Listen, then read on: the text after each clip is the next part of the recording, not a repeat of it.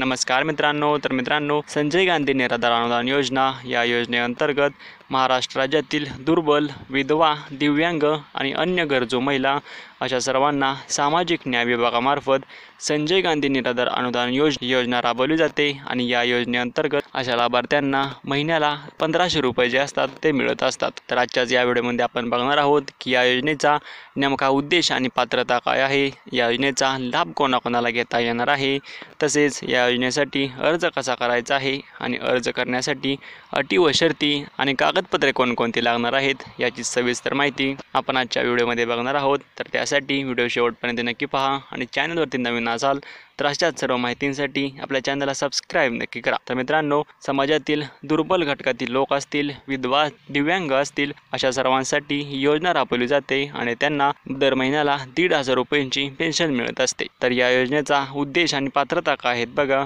तर राज्यातील गरीब, अनाथ, अत्याचारित महिला आणि दुर्बल घटकांना आर्थिक सहाय्य मिळावे हा या योजनेचा प्रमुख उद्देश आहे। तर आता या योजनेचे लाभार्थी कोण कोण असणार आहेत बघा। तर पहिल्यांदा आहेत विधवा महिला, दिव्यांग व्यक्ती, दुर्धर आजारग्रस्त रुग्ण, अनाथ बालके, परित्यागा व अत्याचारित महिला, देवदासी आणि वेश्या व्यवसायातून मुक्त झालेल्या महिला, तुरुंगातील शिक्षा भोगत असलेल्या कुटुंब प्रमुखांच्या पत्नी आणि 35 वर्षावरील अविवाहित निराधार महिला। तर या सर्वांसाठी ही योजना राबवली जाते आणि यांना या योजनेचा लाभ मिळत असतो। तर या योजनेचा अर्ज करण्यासाठी आवश्यक कागदपत्रे कोणकोणती असणार आहेत बघा। तर अर्ज नमुना विहित स्वरूपात, वयाचा दाखला, त्यांचं वय 18 ते 65 वर्ष पाहिजे। तर महाराष्ट्र राज्यातील रहिवासी प्रमाणपत्र, किमान 15 वर्षाचा महाराष्ट्र राज्याचा रहिवासी दाखला पाहिजे। विधवा महिला असल्यास पतीचा मृत्यूचा दाखला, दिव्यांग असल्यास जिल्हा शल्य चिकित्सालयाचा 40% पेक्षा जास्त अपंगत्व असण्याचं प्रमाणपत्र,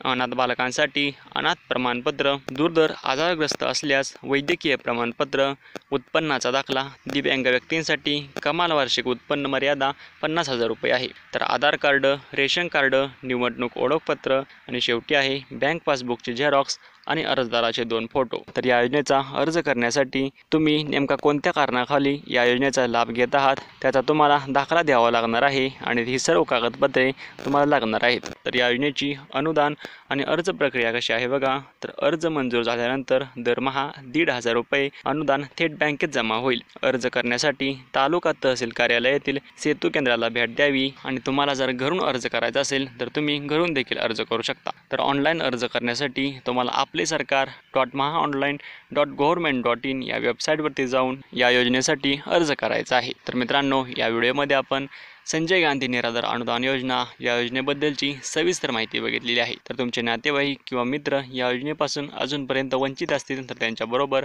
हा व्हिडिओ नक्की शेअर करा। धन्यवाद।